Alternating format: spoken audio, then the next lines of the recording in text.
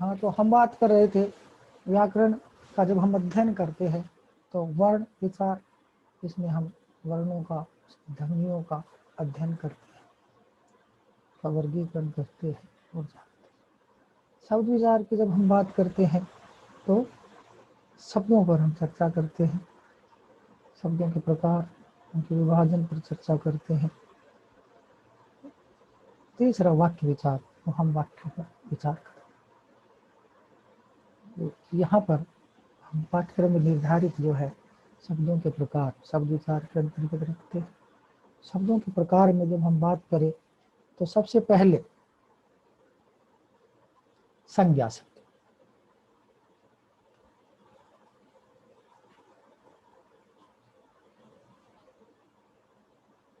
संज्ञा शब्द की जब हम बात करते हैं तो संज्ञा किसे कहते हैं, संज्ञा कितने प्रकार की होती है, सबसे पहले हम बताते हैं संज्ञा किसे कहते हैं। परिभाषा: किसी प्राणी, वस्तु, स्थान, भाव, अवस्था, गुण या दशा के नाम को संज्ञा कहते हैं। जैसे आलोक, पुस्तक, जोधपुर, दया, बचपन, मिठास, अमीरी, गरीबी आदि। संज्ञा के प्रकार: संज्ञा को मुख्यतः 3 भागों में हम बांटते हैं: व्यक्तिवाचक संज्ञा, जातिवाचक संज्ञा और भाववाचक संज्ञा। सबसे पहले व्यक्तिवाचक संज्ञा। व्यक्ति विशेष, वस्तु अथवा स्थान विशेष के नाम को व्यक्तिवाचक संज्ञा कहते हैं। जैसे व्यक्ति विशेष में किसी का भी नाम हम ले सकते हैं: अभिषेक, गुंजन, कविता, कामनी, लोकेश आदि। वस्तु विशेष में किसी भी वस्तु का हम नाम ले सकते हैं: रामायण, उषा पंखा, रीटा मशीन। स्थान विशेष में स्थान का नाम इसके अंतर्गत आएगा, जैसे जयपुर, जोधपुर, गंगा, ताजमहल, हिमालय। दूसरा है जातिवाचक संज्ञा। जिस संज्ञा से किसी प्राणी, वस्तु अथवा स्थान की जाति या पूरे वर्ग का बोध होता है उसे हम जातिवाचक संज्ञा कहते हैं। जैसे प्राणी मनुष्य, लड़की, घोड़ा, मोर, सेना, सभा। वस्तु में पुस्तक, पंखा, मशीन, दूध, साबुन आदि। स्थान पहाड़, नदी, भवन, शहर, गांव, विद्यालय। तीसरा भेद है भाववाचक संज्ञा। किसी भाव, अवस्था, गुण अथवा दशा के नाम को हम भाववाचक संज्ञा कहते हैं। कतिपय विद्वान अंग्रेजी व्याकरण की नकल करते हुए हिंदी में भी समुदायवाचक संज्ञा और द्रव्यवाचक संज्ञा 2 भेद और बताए, किंतु हिंदी में दोनों भेद जातिवाचक संज्ञा में ही समाहित हो जाते, इसी के अंतर्गत आते, इसलिए हम इन्हें अलग से भेद नहीं मानते। अब भाववाचक संज्ञाओं का निर्माण कैसे करते हैं, कैसे बनाते हम? तो जातिवाचक संज्ञा से भाववाचक संज्ञा बन जाती है, सर्वनाम से भी, विशेषण से भी, तथा कुछ अव्यय पद है उनमें भी हम जब प्रत्यय जोड़ते हैं तो उससे भाववाचक संज्ञाओं का निर्माण हो जाता, करते हैं। देखिए, सबसे पहले देखते हैं जातिवाचक संज्ञा से भाववाचक संज्ञा का निर्माण। ता प्रत्यय के मेल से हम भाववाचक संज्ञा बना सकते हैं, जैसे मानव से मानवता, मित्र से मित्रता, प्रभु से प्रभुता, पशु से पशुता। तो वह प्रत्यय के द्वारा भी भाववाचक संज्ञा बनती है। पशु से पशुत्व, मनुष्य से मनुष्यत्व, कवि से कवित्व और गुरु से गुरुत्व। पन प्रत्यय के द्वारा भी भाववाचक संज्ञा बना सकते हो, जैसे लड़का लड़कपन, बच्चा बचपन। इसी तरह अप्रत्यय से भी भाववाचक संज्ञा बन जाती है। शिशु से शैशव, गुरु से गौरव और विभु से वैभव। ई प्रत्यय से भक्त से भक्ति, ए प्रत्यय नौकर से नौकरी, चोर से चोरी, चाकर से चाकरी। आपा प्रत्यय के द्वारा भी भाववाचक संज्ञा बन जाती है। बूढ़ा से बुढ़ापा, बहन से बहनापा,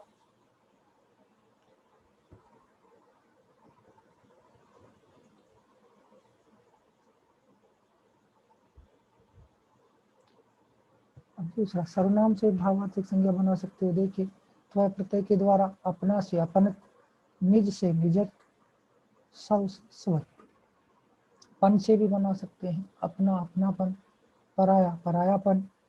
कार प्रत्यय के द्वारा भी देख सकते हैं आप, अहंकार। स्व प्रत्यय के द्वारा भी सर्व सर्वस्व। विशेषण से भाववाचक संज्ञाओं का निर्माण हो सकता है। प्रत्यय देखिए, आई प्रत्यय से साफ से सफाई, अच्छा से अच्छाई, बुरा से बुराई। आस प्रत्यय के द्वारा भी खट्टा से खटास, मीठा से मिठास। इसी तरह से ता प्रत्यय के द्वारा उदार से उदारता, वीर से वीरता, सरल से सरलता। यह प्रत्यय मधुर से माधुर्य, सुंदर से सौंदर्य, स्वस्थ से स्वास्थ्य। पन प्रत्यय के द्वारा खट्टा से खट्टापन, पीला से पीलापन। इसी तरह त्व प्रत्यय के द्वारा वीर से वीरत्व, ई प्रत्यय के द्वारा लाल से लाली।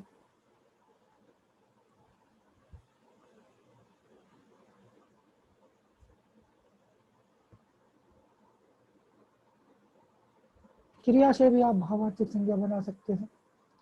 जैसे अ प्रत्यय देखिए, खेलना से खेल, लूटना से लूट, जीतना से जीत। ई से भी बना सकते हो, हंसना से हंसी। आई प्रत्यय के द्वारा चढ़ना से चढ़ाई, पढ़ना से पढ़ाई, लिखना से लिखाई। इसी तरह आवट प्रत्यय लगाकर भी आप भाववाचक संज्ञा बना सकते हैं क्रिया से। जैसे बनाना से बनावट, थकना से थकावट, लिखना से लिखावट। आव प्रत्यय के द्वारा भी हम भाववाचक संज्ञा बना सकते हैं। चुनना, चुनाव। इसी तरह आहट से भी बन सकता है, घबराना से घबराहट, गुनगुनाना से गुनगुनाहट।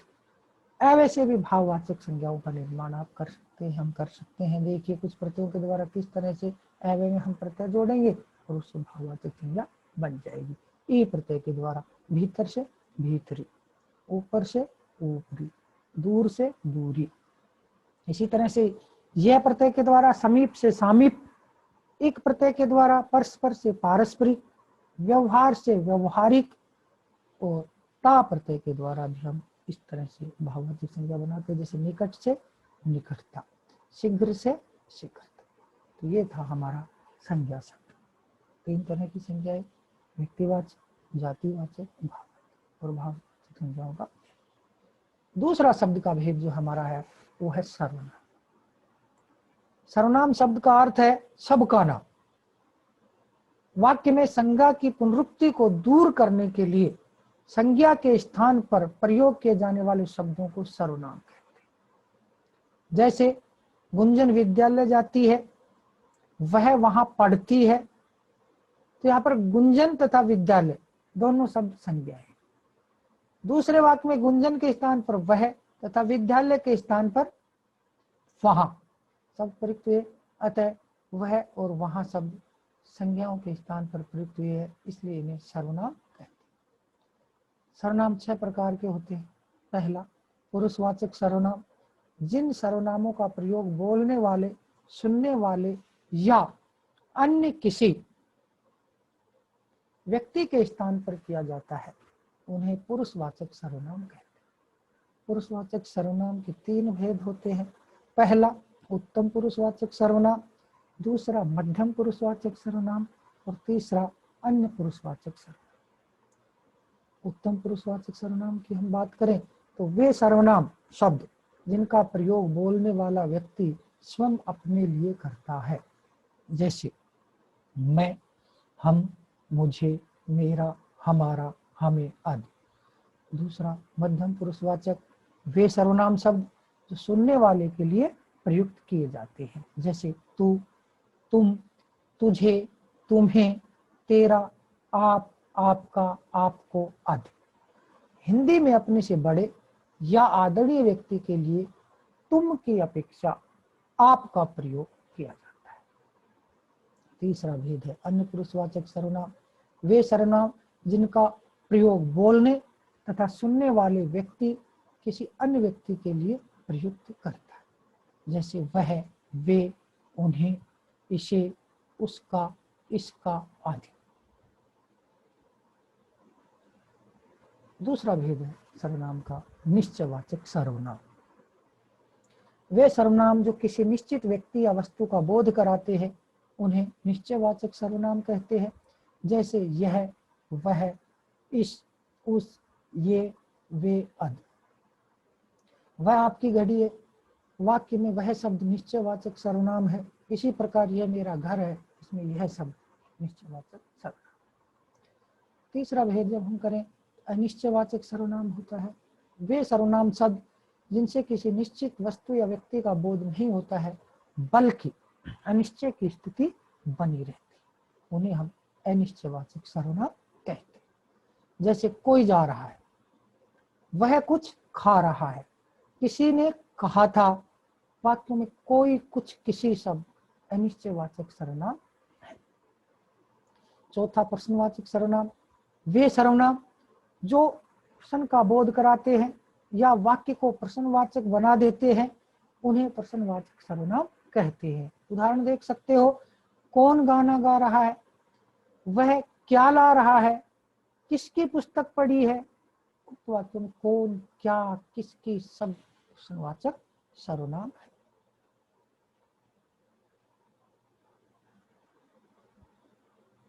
पांचवा भेद है संबंधवाचक सर्वनाम। वे सर्वनाम जो दो पृथक पृथक बातों में स्पष्ट संबंध बताते हैं उन्हें हम संबंधवाचक सर्वनाम कहते हैं।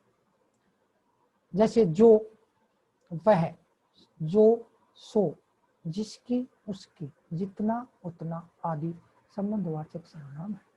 उदाहरण देखिए, जो पढ़ेगा सो पास होगा, जितना गुड़ डालोगे उतना मीठा होगा। छठा भेद हम करते हैं निजवाचक सर्वनाम। वे सर्वनाम जिन्हें बोलने वाला कर्ता स्वयं अपने लिए प्रयुक्त करता है उन्हें हम निजवाचक सर्वनाम कहते हैं। आप, अपना, स्वयं, खुद आदि निजवाचक सर्वनाम है। मैं अपना खाना बना रहा हूं, तुम अपनी पुस्तक पढ़ो आदि वाक्यों में अपना और अपनी जो शब्द है वो निजवाचक सर्वनाम को द्योतित करते हैं। इसके बाद तीसरा भेद आता है शब्दों का हमारा संज्ञा सर्वनाम के बाद विशेषण। तो विशेषण शब्द वे शब्द होते हैं जो किसी संज्ञा या सर्वनाम शब्द की विशेषता बतलाते हैं, उन्हें हम विशेषण कहते हैं। जैसे नीला आकाश, यह नीला क्या है, आकाश का विशेषण। इसी तरह से छोटी लड़की, छोटी विशेषण है लड़की का, लड़की छोटी है। इसी तरह से दुबला आदमी, आदमी की विशेषता क्या है, दुबला, तो दुबला उसका विशेषण हो गया। कुछ पुस्तक, पुस्तक कौन सी, कुछ, कुछ विशेषण हो गया। तो इनमें भी नीला, छोटी, दुबला, कुछ सब विशेषण। और जो दूसरी चीज की विशेषता ये बता रहे हैं वो विशेष्य है। तो आकाश, लड़की, आदमी, पुस्तक, ये सब संज्ञाएं जिनकी विशेषता बता रहे हैं। तो यहाँ पर विशेषण छोटा, छोटी, काला, सफेद, दुबला, कुछ होते हैं जिसकी बता रहे हैं वो विशेषण। अतः विशेषता बतलाने वाले शब्द विशेषण कहलाते हैं। वहीं पर विशेषण पद जिस संज्ञा या सर्वनाम की विशेषता बतलाता है उसे हम विशेष्य कहते हैं। उक्त उदाहरणों में आकाश, लड़की, आदमी, पुस्तक सब विशेष्य। प्रकार की बात करें तो विशेषण के प्रकार हैं। पहला गुणवाचक विशेषण। वे शब्द जो किसी संज्ञा या सर्वनाम के गुण, दोष, रूप, रंग, आकार, स्वभाव, दशा आदि का बोध कराते हैं उन्हें हम गुणवाचक विशेषण कहते हैं। जैसे काला, पुराना, भला, छोटा, मीठा, देसी, पापी, धार्मिक आदि। दूसरा विशेषण है संख्यावाचक विशेषण। तो वे विशेषण जो किसी संज्ञा या सर्वनाम की निश्चित अनिश्चित संख्या, क्रम या गणना का बोध कराते हैं उन्हें हम संख्यावाचक विशेषण कहते हैं। ये भी दो प्रकार के होते हैं, एक वे जो निश्चित संख्या का बोध कराते हैं तथा दूसरे वे जो अनिश्चित संख्या का बोध कराते हैं। तो पहला निश्चित संख्यावाचक, जैसे गणनावाचक है, इसमें 1, 2, 3, 4, 5 आदि। इसी तरह से क्रमवाचक है, पहला, दूसरा, तीसरा, चौथा, पांचवा आदि। आवर्तीवाचक दुगुना, तिगुना, चौगुना आदि। समुदायवाचक दोनों, तीनों, चारों, पांचों, छवों। दूसरा भेद है संख्यावाचक विशेषण का अनिश्चित संख्या। इससे निश्चित संख्या का बोध नहीं, इसमें कई, कुछ, सब, बहुत, थोड़े आदि। तीसरा भेद आता है हमारा विशेषण का परिमाणवाचक विशेषण। वे विशेषण जो किसी पदार्थ की निश्चित या अनिश्चित मात्रा, परिमाण, नाप या तौल का बोध कराते हैं, उन्हें हम परिमाणवाचक विशेषण कहते हैं। इसके भी दो भेद किए जा सकते हैं।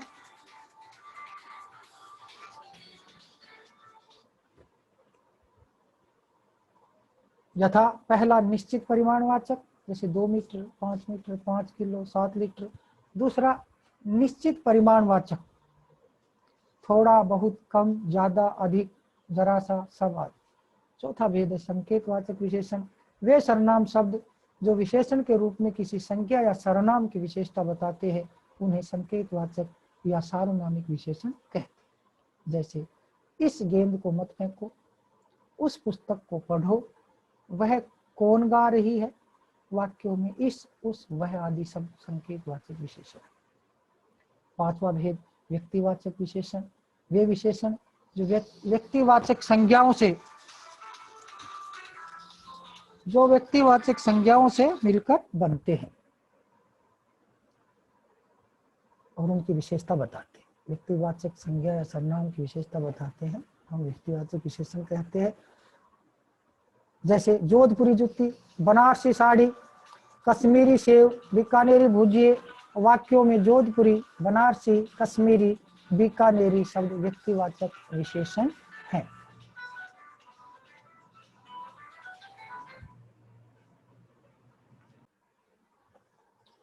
कतिपय विद्वान एक और प्रकार विभागवाचक विशेषण का भी उल्लेख करते हैं, जैसे प्रत्येक, हर एक आदि। विशेषण की अवस्थाएं। विशेषण की तुलनात्मक स्थिति को अवस्था कहते हैं। अवस्था के 3 प्रकार माने गए हैं। पहला मूलावस्था, दूसरा उत्तरावस्था, तीसरा उत्तमावस्था। जिसमें किसी संज्ञा या सर्वनाम की सामान्य स्थिति का बोध हो, उसे मूल अवस्था कहते हैं। जैसे रहीम अच्छा लड़का है। उत्तरावस्था, जिसमें 2 संज्ञा या सर्वनाम की तुलना की जाती है, जैसे अशोक रहीम से अच्छा है या प्रशांत अभिषेक से श्रेष्ठतर है।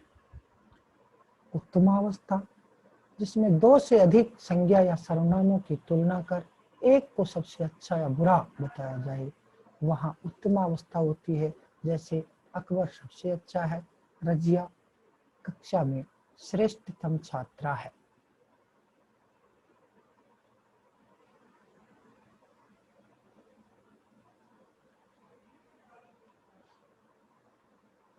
इसके बाद चौथा भेद आता है संज्ञा, सर्वनाम और विशेषण के बाद में क्रिया। तो क्रिया किसे कहते हैं? क्रिया की परिभाषा क्या दे सकते हैं? वे शब्द जिनके द्वारा किसी कार्य का करना या होना पाया जाता है, उन्हें क्रियापद कहते हैं। संस्कृत में क्रिया रूप को धातु कहते हैं। हिंदी में उन्हीं के साथ ना लग जाता है, जैसे लिख से लिखना, पढ़ से पढ़ना, हंस से हंसना। क्रिया के प्रकार। क्रिया के प्रकार को हम अनेकों प्रकार से विभाजित करके इसका वर्गीकरण कर सकते हैं। कर्म के आधार पर हम इसका विभाजन कर सकते हैं, प्रयोग के आधार पर, संरचना के आधार पर। सबसे पहले हम कर्म के आधार पर इसके भेद करते हैं। तो कर्म के आधार पर क्रिया के मुख्यतः 2 भेद किए जाते हैं। पहला अकर्मक क्रिया, दूसरा सकर्मक क्रिया। अकर्मक क्रिया वे क्रियाएं जिनके साथ कर्म प्रयुक्त नहीं होता तथा क्रिया का प्रभाव वाक्य के प्रयुक्त कर्ता पर पड़ता है, उसे अकर्मक क्रिया कहते हैं। उदाहरण, कुत्ता भौंकता है, कविता हंसती है, टीना सोती है, बच्चा रोता है, आदमी बैठा। सीधा प्रभाव किस पर पड़ रहा है? कर्ता, कर्म नहीं, इसलिए अकर्मक। सकर्मक क्रिया वे क्रियाएं जिनका प्रभाव वाक्य में प्रयुक्त कर्ता पर न पढ़कर कर्म पर पढ़ता है, अर्थात वाक्य में क्रिया के साथ कर्म भी प्रयुक्त हो, उन्हें हम सकर्मक क्रिया कहते हैं।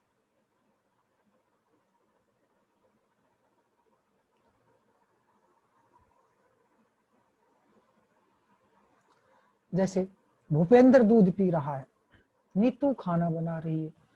सकर्मक क्रिया के हम दो उपभेद और कर सकते हैं, एक कर्मक क्रिया और द्विकर्म। जब वाक्य में क्रिया के साथ एक कर्म प्रयुक्त हो तो उसे एक कर्मक क्रिया कहते हैं। जैसे दुष्यंत भोजन कर रहा है, तो यहाँ पर कर्म एक है भोजन, तो यहाँ पर कर्मक। द्विकर्मक क्रिया, जब वाक्य में क्रिया के साथ दो कर्म प्रयुक्त हो तो उसे द्विकर्मक क्रिया कहते हैं। उदाहरण देखिए, अध्यापक जी छात्रों को भूगोल पढ़ा रहे हैं, तो पढ़ा रहे हैं भूगोल किनको, छात्रों को, तो छात्र और भूगोल दो कर्म है, तो ये द्विकर्मक क्रिया यहाँ पर। दूसरा, प्रयोग तथा संरचना के आधार पर भी हम भेद करते हैं। वाक्य में क्रियाओं का प्रयोग कहाँ किया जा रहा है, किस रूप में किया जा रहा है, इसके आधार पर भी क्रिया के हम भेद करते हैं। देखिए, पहला भेद सामान्य क्रिया। जब किसी वाक्य में एक ही क्रिया का प्रयोग हुआ हो तो उसे सामान्य क्रिया कहते हैं। जैसे महेंद्र जाता है, संतोष आई। संयुक्त क्रिया, जो क्रिया दो या दो से अधिक भिन्नार्थक क्रियाओं के मेल से बनती है उसे संयुक्त क्रिया कहते हैं। दो या दो से अधिक भिन्नार्थक क्रियाएं जब मिलकर कोई क्रिया बनाएंगे तो वो हो जाएगी संयुक्त क्रिया। उदाहरण देखिए, जया ने खाना बना लिया, बना और लिया दोनों संयुक्त हो गई। हेमराज ने खाना खा लिया, तो ये हो गई संयुक्त क्रिया।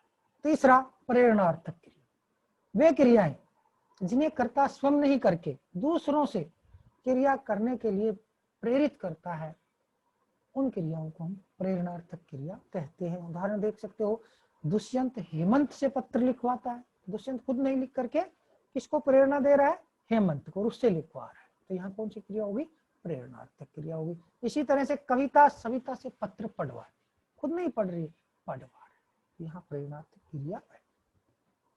इसके बाद चौथा भेद है पूर्वकालिक क्रिया। जब किसी वाक्य में दो क्रियाएं प्रयुक्त हुई हो तथा उनमें से एक क्रिया दूसरी क्रिया से पहले संपन्न हुई हो तो पहले संपन्न होने वाली क्रिया को हम पूर्वकालिक क्रिया कहते हैं।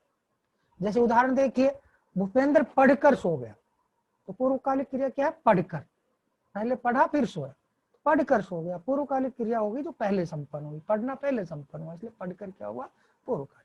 इसी तरह से यहाँ सोने से पूर्व पढ़ने का कार्य हो गया है, तो पढ़कर क्रिया पूर्वकालिक क्रिया हो गई है। तो मूल धातु में हम कर अगर जोड़ देते हैं तो इस तरह की क्रिया का निर्माण हो जाता है। अगला है नाम धातु क्रिया। नाम धातु क्रिया वे क्रियापद जो संज्ञा सर्वनाम विशेषण आदि से बनते हैं उन्हें नाम धातु क्रिया कहते हैं। जैसे रंगना, लजाना, अपनाना, गरमाना, चमकाना, गुदगुदाना।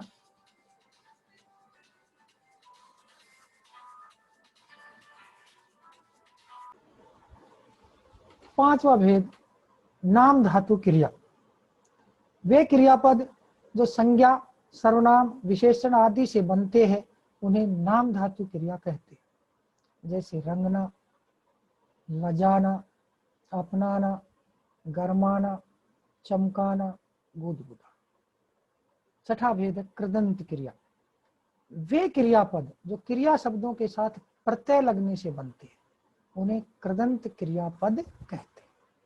जैसे चल से चलना, चलता, चलकर। लिख से लिखना, लिखता, लिखकर आदि। सातवां भेद है सजातीय क्रिया, वे क्रियाएं जहां कर्म तथा क्रिया दोनों एक ही धातु से बनकर साथ प्रयुक्त होती है। जैसे भारत ने लड़ाई लड़ी, तो यहाँ पर आप देख रहे हैं कि कर्म तथा क्रिया एक ही धातु से बने हैं, इसलिए ऐसा प्रयोग जहाँ हो तो सजातीय क्रिया कहलाती है। आठवां है सहायक क्रिया, किसी भी वाक्य में मूल क्रिया की सहायता करने वाले पद को सहायक क्रिया कहते हैं। जैसे अरविंद पढ़ता है, तो पढ़ने की सहायता है कर रहा है, इसलिए है क्या है यहाँ पर, सहायक क्रिया। भानु ने अपनी पुस्तक मेज पर रख दी है, तो रखने की सहायता कौन कर रहा है? दी है। तो दी है यहाँ पर क्या हो गया? सहायक।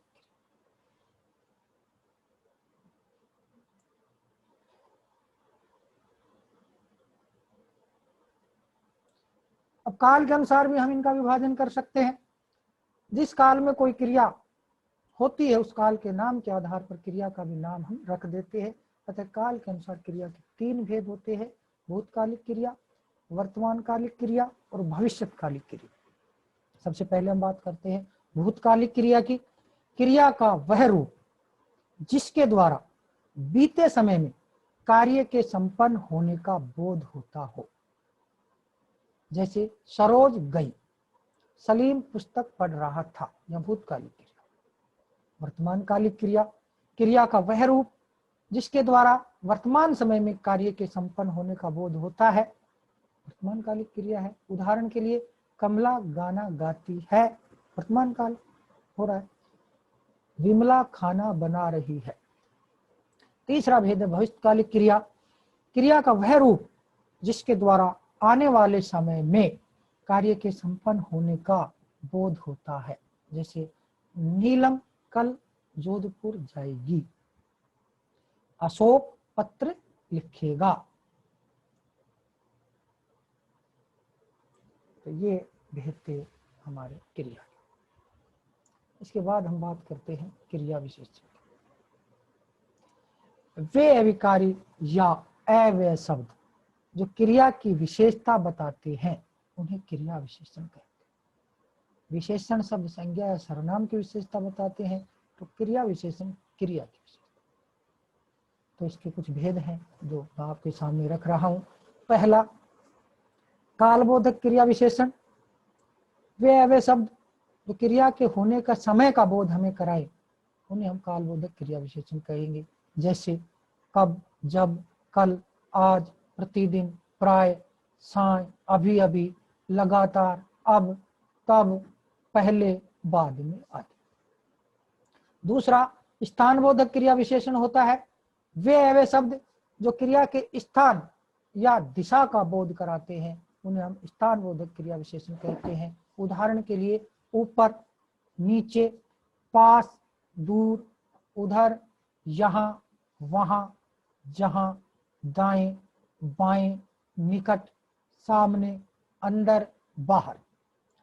तीसरा, परिमाण बोधक क्रिया विशेषण। वे अव्यय शब्द जो क्रिया के होने की मात्रा या परिमाण का बोध कराते हैं। जैसे बहुत, अति, सर्वथा, कुछ, थोड़ा, बराबर, ठीक, कम, अधिक, बढ़कर, थोड़ा थोड़ा, उतना, जितना, खूब।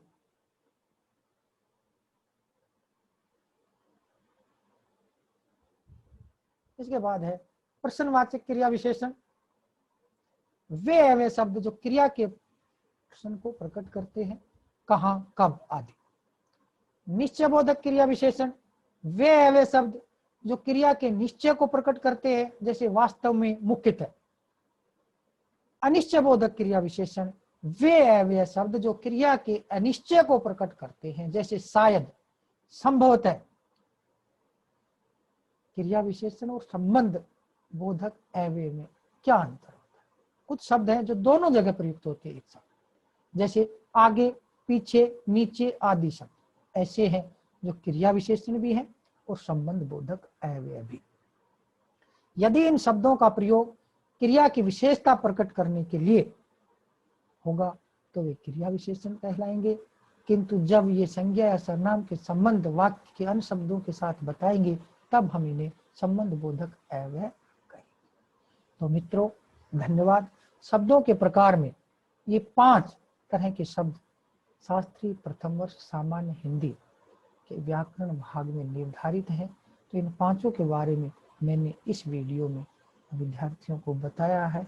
आशा करता हूँ आपको अच्छा लगा होगा और आपके ज्ञान का वर्धन हुआ होगा। तो ये 5 जो शब्द थे, संज्ञा, सर्वनाम, विशेषण, क्रिया और क्रिया विशेषण, ये अब पूरे होते हैं।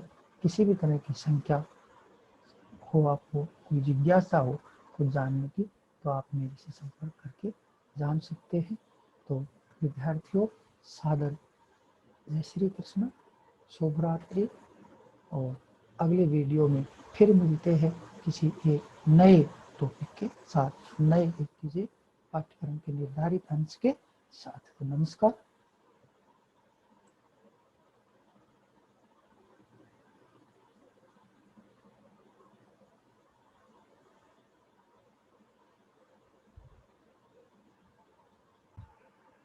तो धन्यवाद सभी को। और इसके साथ ही ये हमारा पाठ्यक्रम का जो शब्दों का प्रकार था ये पूरा होता है। धन्यवाद मित्रों।